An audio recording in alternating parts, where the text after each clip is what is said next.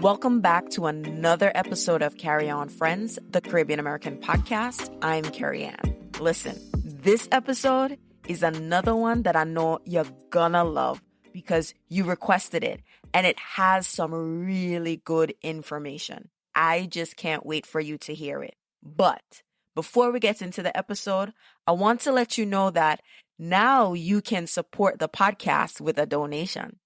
You can click the donate to the podcast link in the show description, or you can go on the website and click the donate link at the top of the page. Donate whatever amount you wish. It means a lot for you to support the podcast, and I appreciate it. Remember, the link is in the show description for this episode, or you can go to carryonfriends.com and click on the word donate on the menu at the top of the page. All right, now let's get into this episode with Ursula Barzey on exploring the benefits of Caribbean citizenship. And we also talk about moving back to the Caribbean. There's been a lot of talk about that, and Ursula and I get into that. Check it out.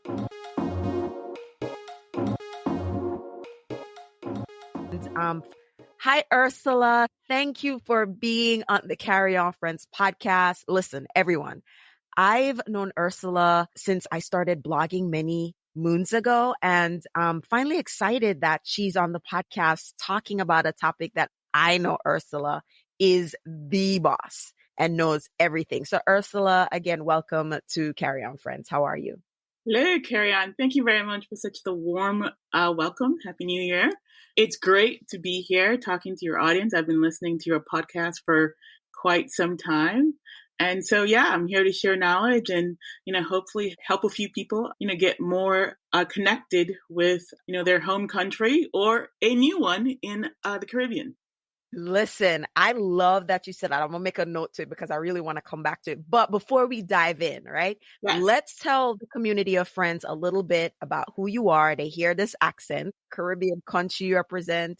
Yeah, so I've been living in the UK for the past 10 years, but prior to that, I lived in the US for many decades. But my family is originally from Montserrat, so a really tiny island. Most people will know of it from the volcano that happened over 2 decades ago, and also from, Arrow with his hit song, Hot, Hot, Hot. But most of my family is in the US. I grew up in Boston, went to school in, Ann Arbor, Michigan, lived in, Chicago. But yeah, for the last decade or so, I've lived in London. And it's actually since I've been here that I've really gotten more reconnected with my Caribbean roots. And yeah, in 2014, I launched my blog, Caribbean & Co., which is all about, things to do in the Caribbean region, where to stay and live and work, opportunities. So really going beyond sun, sand, and sea, because when I was working on a digital marketing campaign, and I was just like, why aren't more of our own people telling our own stories? And so, it took me a while, but, I got around to it and finally launched the blog. And here we are now. What is it, 8 years later? So yeah, it's all good. Yeah. So yeah, we came online around the same time. Yeah. But I did not know that you grew up in the US. So I'm learning something new along with the audience. Oh my God. Yeah. Pretty much most of my life was spent in the US. My worldview is very global, but in terms of mindset and, where my ideas, very much, American, but my roots, I fly the flag is, Montserrat. So yeah, I've been all over the place. Awesome. So before we jump into the topic, you said something. What about living in the UK that made you reconnect more to the region or your culture? I'm in my 5th decade, and living in the US during the 80s and 90s and even the 2000s, people, for the most part, didn't know the Caribbean. They might know Jamaica, but, they didn't know, St. Lucia, they didn't really know the Bahamas, even though it's kind of next door, or Guadeloupe, and definitely they didn't know Montserrat. And so from that standpoint, in an effort to kind of assimilate and, particularly when in school and not have kids pick on you, I went full American. It wasn't a rejection. It was a survival mechanism. And so it really has been in this last decade or so, it's like, oh, yes, we want to go home, because working towards the American dream, like you kind of get sidetracked from your culture, your people. And it's just like, wait a minute. So you're working so hard, killing yourself when really, all you want to do is be in sunshine, and maybe go pick some fruits. So yeah, it's trying to find that balance. And it's like being here in London. And that's not to say that London has more, Caribbean. I mean, it does, a little bit, but yeah, it's just being older, more, mature, realizing that, the elders are passing. I am now sort of an elder. And it's who I am. So why not embrace it? Yes, you're right. It comes with age. When you're younger, the survival or taking it for granted if you grew up in a dominant Caribbean community. But with age, you get to understand that these are things to hold on to and make an intentional effort to reconnect, which is probably why a lot of my listeners, and they know who they are, I'm not going to shout them out or call them out, but they know who they are, who have been clamoring for this discussion. And I mentioned maybe in the readout from the survey that we've had segments of our audience who are interested in moving back to the Caribbean. I did an episode on dual citizenship where two audience members who went through the process of getting their Jamaican passport. And so in addition to moving back to the Caribbean, I know that you were the first person that wrote a blog post on citizenship by investment in the Caribbean, the digital nomad thing before COVID amplified that, right? And so talk to me a little bit more about what these programs are, how they came to be, and why more of us of Caribbean culture should consider utilizing these programs. Yeah. I kind of stumbled on citizenship by investment programs because when I first started my blog, it was all about tourism. But I was trying to understand, wait a minute, over 20 some million people visit the Caribbean, $30 billion in revenue generated for the region. Why is there this massive disconnect between all this revenue and the country's really not having, a lot of capital for doing, major programs? And it was then, understanding that, oh, wait, a lot of the major tourism products, the hotels, the resorts, they're foreign owned. So a lot of the revenue is leaked out of the country. And so, the governments don't have, a lot of money to do the roads, build the schools, do all these, infrastructure projects that you would like them to do because it's all being leaked out of the country. And then it's like, wow, that was really eye-opening. And it's through, understanding, okay, foreign direct investment is a thing. And under foreign direct investment, there are these programs that are called citizenship by investment programs. And St. Kitts and Nevis were the first to launch such a program in 1984, so about 38 years ago. And their program is the oldest in the world. And they actually launched it, a year after they became independent. Essentially, it was like, we need to raise capital to do projects for our country, our people. How are we going to raise this capital? And it was a very creative, genius product. They're like, okay, what do we have that is of value? We have a passport that we can sell. And so they created a, product. And so now you can buy that passport for as little as, 150,000 US dollars. Now that is for an individual. If you're a family, you're going to pay more. And there are, additional fees, like the due diligence fees, processing fees. So, it might run you up to, 150, 160, maybe 200, depending. Also there's like the real estate option. They came up with this program to raise money to do capital projects in their country. And, I know it's very, emotive, and, people back home get very upset. They're selling off our country, they're selling off passports, and, it's like, okay, so what is the alternative? You think about the traditional industries, banana, sugar, agriculture. Those industries are not what they once were. So it's like, what are the alternative products that we have for export? And they're not many. Most of the countries in the region, for good or bad, have hopped on tourism.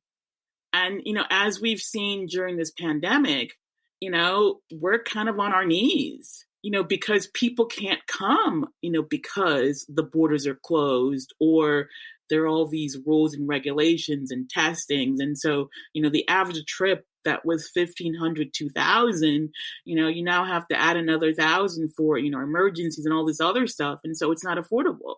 So, this was one of the creative ways that St. Kitts came up with to raise capital. Subsequent to that, Dominica followed suit in 1993, Antigua and Barbuda in 2013, Grenada in 2013 as well. And then last but not least, St. Lucia in 2015. So currently there are 5 countries in the Caribbean where you can say, okay, I want another passport and I'm going to go out and get it. And, I should say that there are 5 main reasons as to why people choose to get a second passport. So, safe harbor, civil war, political turmoil, or even natural, disaster. You're like, I want to get out of my country because, there was a tsunami. Where do I go? Oh, I have this other passport. Second reason, civil liberties is not what they should be. You can't vote, or, you can't, do things freely. Think about China and, the wealth they have there, but all the restrictions. Another reason, being able to travel more easily. And this is one of the main reasons that's touted. A passport from, St. Kitts gives you visa-free access to 157 countries. Whereas if you have a Nigerian passport, it's 45. And you're like, if you're one of the new wealthy people out of Nigeria or even China, which is a dominant market for these programs, their passport only gives, visa-free access to, 79 countries. And so if you're a business person and, they want to fly next week, not wait, 3-4 weeks to get a visa, this is a great way for them to do it. Another reason is, minimize tax burden. If you are a U.S. citizen, no matter where in the world that you live, Uncle Sam will come for you. And if you haven't lived in the U.S. for 10, 15, 20 years, you're like, wait a minute. So it's like, more and more people are renouncing their U.S. citizenship. Now, I would say think about that carefully.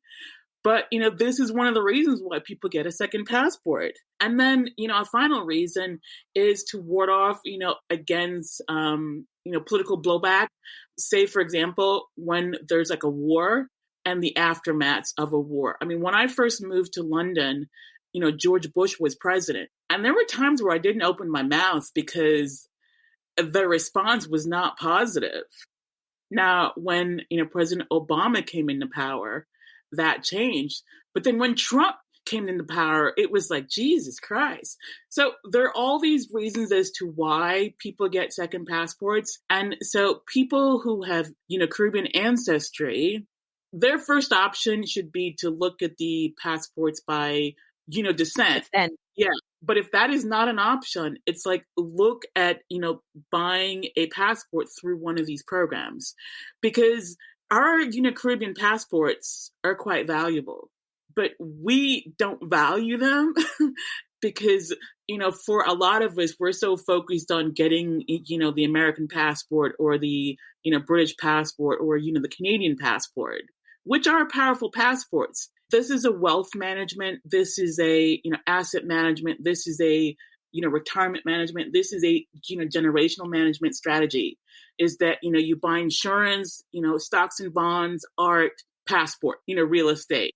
It's just one of the things that's in your arsenal. And so based on how things are going in the world, same thing. When I moved to London, or even 20 years ago, the number one passport in the world was the American passport. Right now, the American passport is ranked number 7th, along with the British passport. The number one passport is the Japanese passport and the Singapore passport. That's followed by the German passport and the South Korean passport at number 2. So because of world events, because of things that are happening, it's like, the passport value goes up or down. And so play it safe. If you have options, get what you can get. Wow. I am loving this conversation. Now, I want to go back to something that you said. You said that our passports, our regional passports, are valuable. How are they valuable in a way that we, descendants of the region, aren't seeing? I mean, I know you said that there's this asset management, but in a very simplified way, how is it valuable and in a way that we are not seeing? Well, linking back to the reasons that I gave you as to why people get, second passports, if you're a second, third generation person in the US and you now have your American passport, you're thinking, okay, great. But don't leave your, family passport, your heritage passport.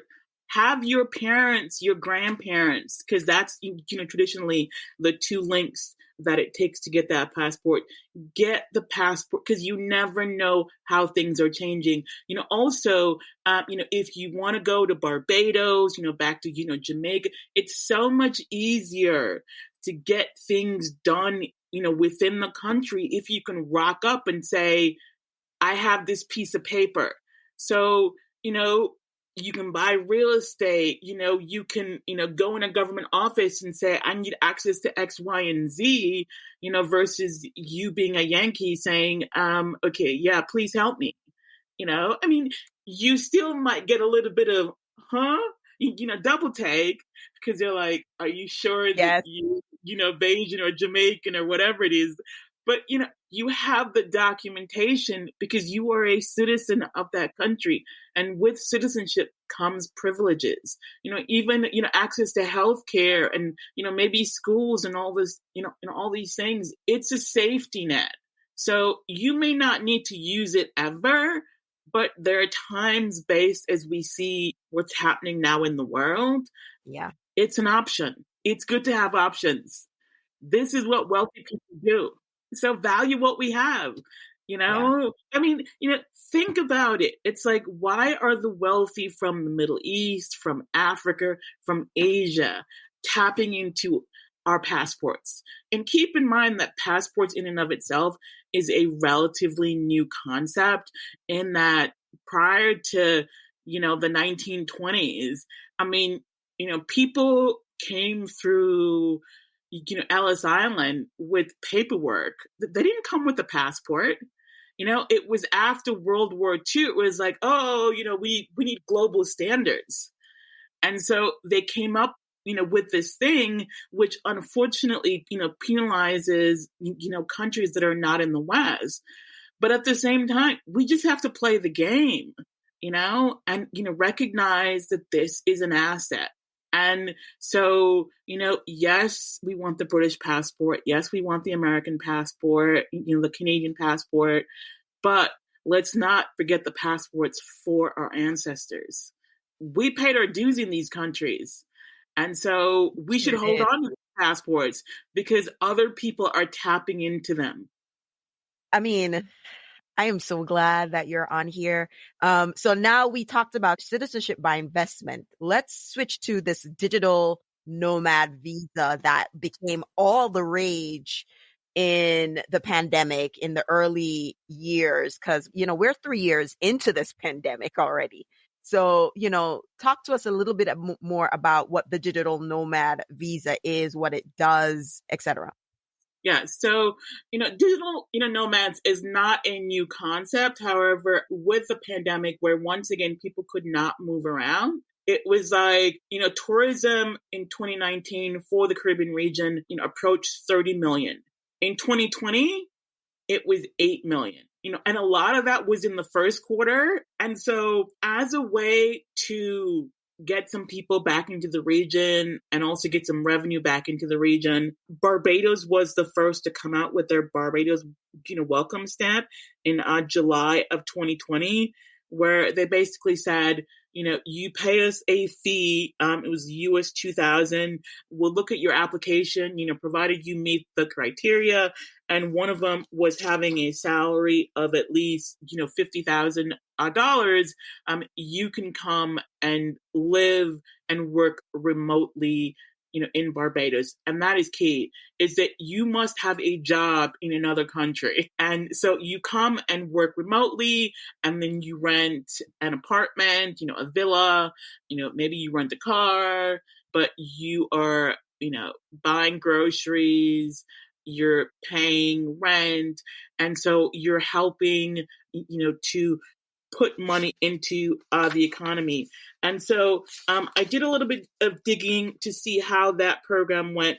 And as of last August, which is the latest data that they had publicly released, they had received just under 3,000 applications. And of that, they had approved over 2,000 applications. And the top 5 countries where people were coming from were the US, the UK, Canada, Nigeria, and Ireland. And the program has raised over $8 million just in fees. So then you add on top of that, the rental income, the food, transport, and all that stuff. And it's like, okay, it's starting to make back some of the money that's lost from, tourism. So I have a couple questions. I'm just playing, alternative here. What's the difference with the digital nomad visa versus, okay, I'm buying a plane ticket and then I want to extend my ticket on my regular ticket? What's the difference? Yeah. So with a regular ticket, most limit you to say 30, 60, 90 days in the country. Whereas with these, digital nomad visas, at a minimum, they're 12 months. So in addition to Barbados, there's one in Bermuda, Anguilla, Antigua, Bahamas, the Cayman Islands, Curacao, Montserrat, as well as Dominica.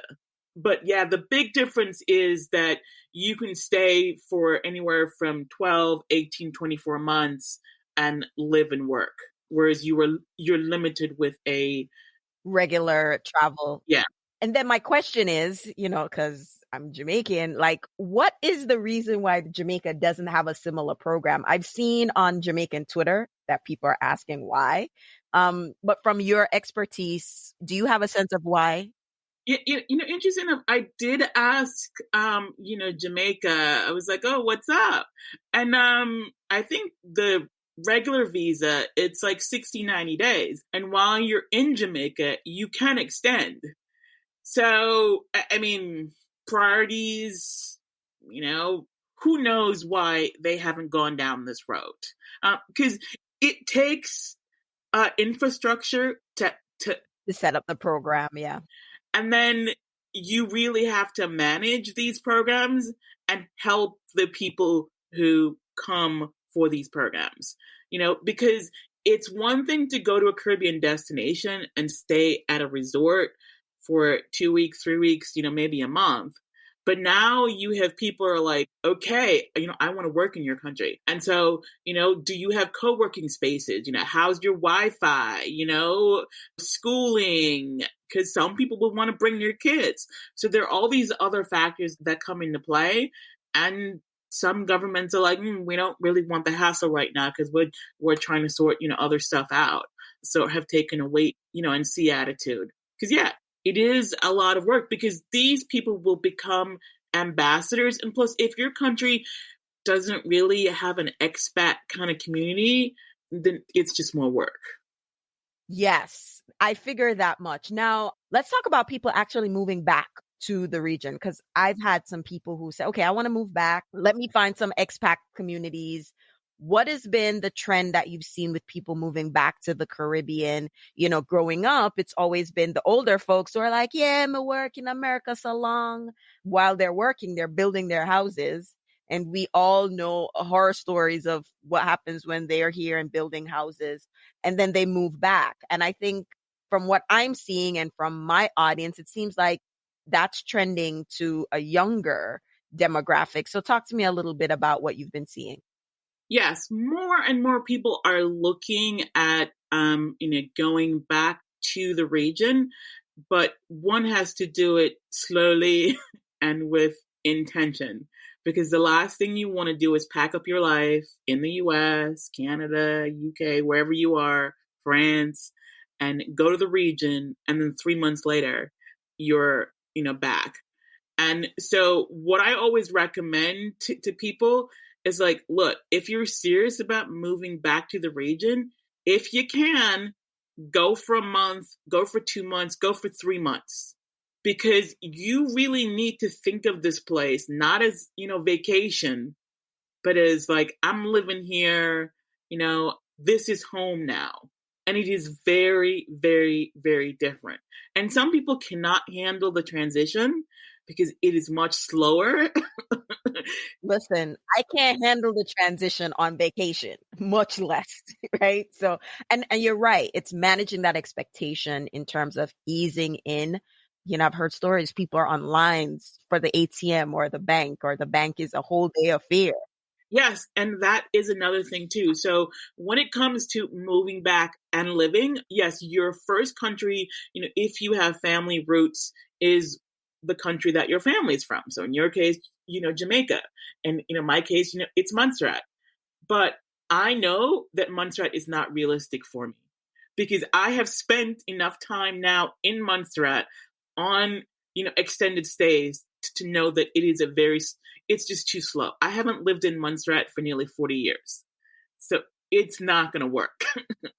And so I think that if we're serious about the Caribbean, we have to be open to other islands. And so from that standpoint, and one of the main reasons why people move back is because of health issues. And so if you have health issues and the country that you want to go to doesn't have, adequate health care or whatever, that's not good. So look at, the options, the Cayman Islands, great options. It's one of the more expensive islands, but look at the Cayman Islands, look at those that have, medical schools, Grenada, Antigua.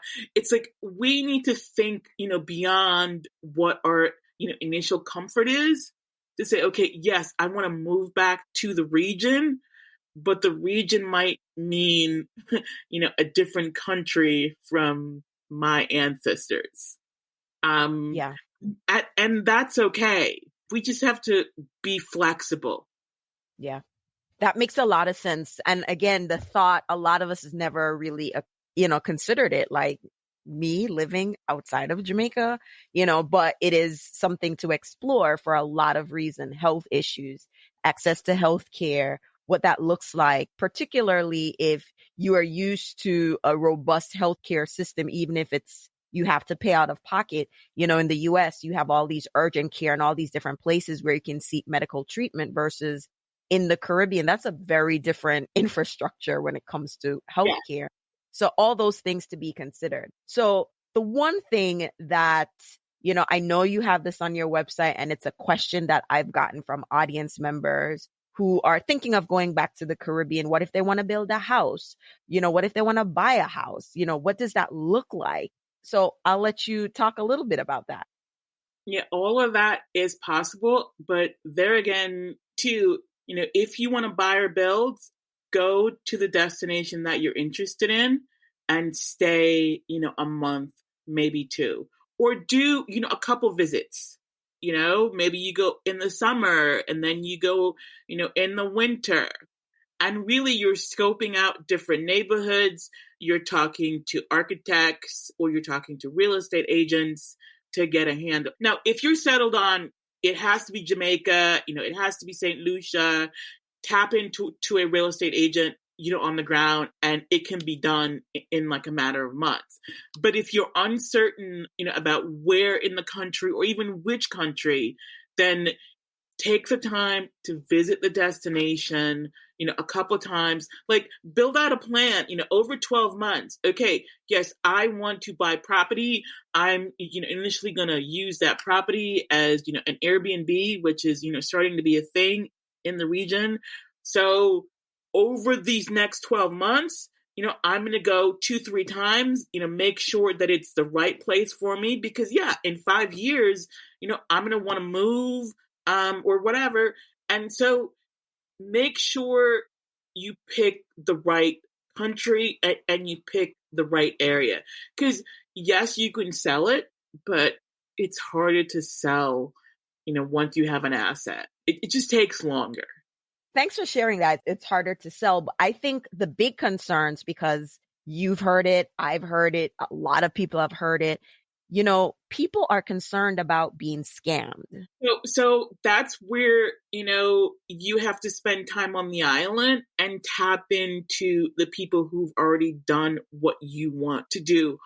On every island, there is a expat community, returning a community of people who have built houses, bought houses. And so you want to learn from those people's, experience. Some islands like Barbados has a pretty robust, online chat thing, but others not so much. And so, if you want to go to Belize or, maybe it's Martinique or wherever, it's like you really need to be on the ground and talk to people so that you don't fall prey. You can't just say, my cousin said this or my cousin said that, because your standards and your cousin's standards, they might be well-meaning, but it's two different things. And the next thing you've fallen out with your cousin. So it's best to get, professional, advice. Like in Montserrat, my cousin is an architect. I know real estate agents. And so that is the route that I would go for Montserrat. On, other islands, I'm tapping into the real estate agents. But, I'm going to go around and see, okay, how does this neighborhood feel? Am I going to want to have a car? Because it could be a great view, but I'm isolated. Just as you would buy a house in the States or, Canada, UK, you have to think about those things. You have to spend more time there, because if you're in, New York and your property is in, Jamaica, out in the, whatever. You need something, because listen, Ursula, you are saying it. If I buy a property in Jamaica, I need to make sure I have trustworthy friends and family to go check on the property if I'm here. We tend to watch HGTV and all of these shows, and everyone's like, oh, I want a property on the beach. And I'm like, I grew up by the seaside, so I don't want no property by no beach. Okay. Because we know when hurricane season come, all these things come, I have additional headaches. And so that's the type of information, audience, that Ursula is saying. You have to know, do you want to buy a property and somebody's selling you this property, but it's in a flood zone, when the rainfall, everything washed away.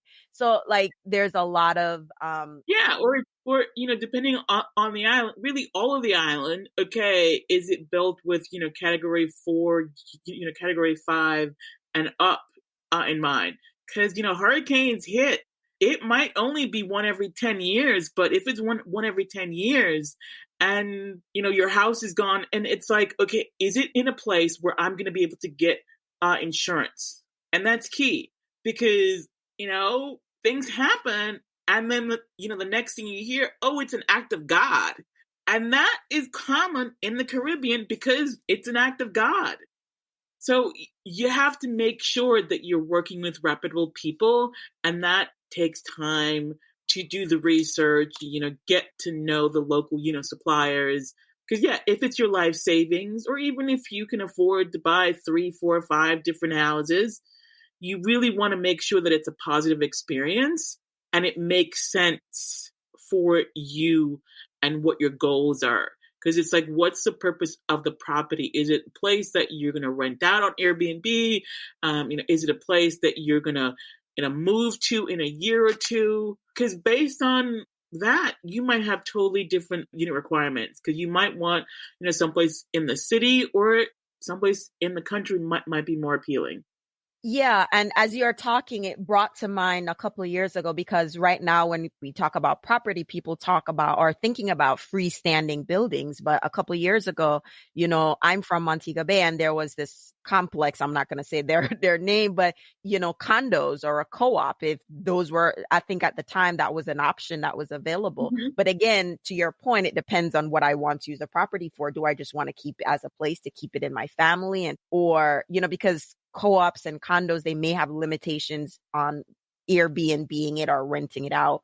But again, more options for people to consider. So let's talk about Caribbean & Co.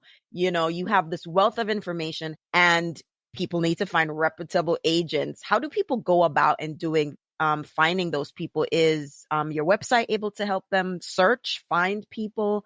What services can you potentially direct our listeners to? Yes, so I have a wealth of free information, blog posts where I share, more about the programs, whether it's the citizenship programs or the digital, Nomad programs, or even, real estate for some of the islands. But then I also offer concierge services in 3 areas. One is weddings and honeymoons. The second one is, real estate property. And then the third one is the citizenship. If you are interested in, buying a passport, you fill out a form, you tell me, a little bit, about yourself, and then we'll have a consultation, and then I will, connect you to one of the providers, because with the citizenship programs, you cannot apply directly to the citizenship programs. You must go through an, approved agent, because the government doesn't want to talk to people because there's just too many queries. So they need it's going to be crazy. All the phone calls like, yes, hello, Miss Prime Minister Motley. How I get into Barbados. I'm just kidding, but I understand. I have another question, because this comes up a lot too. Do you have a wealth of resources on what the different expat communities are in the region? Because that's been a request. If you don't have it, I highly recommend it something, because I have people asking me to put them in contact with these expat communities. And I'm like, I don't know it. I don't know any expats, so. Yeah, I make an effort when I visit the destinations to try and find out.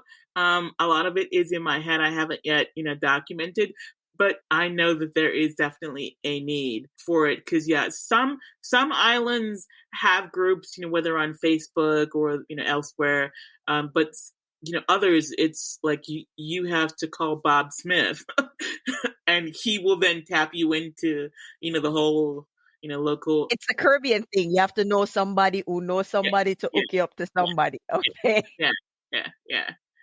Well, Ursula, thank you so much for this wonderful and enlightening and informative conversation. Please tell the community of friends where they can connect with you if they want more information, they want to use your concierge service, which if you are serious, Ursula done make you know that she know the things. So let everybody know how to get in touch with you, please.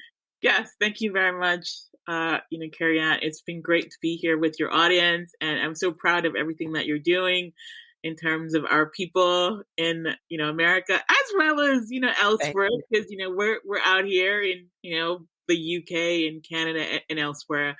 In terms of getting connected, the best thing to do is visit my website, which is, Caribbean & Co.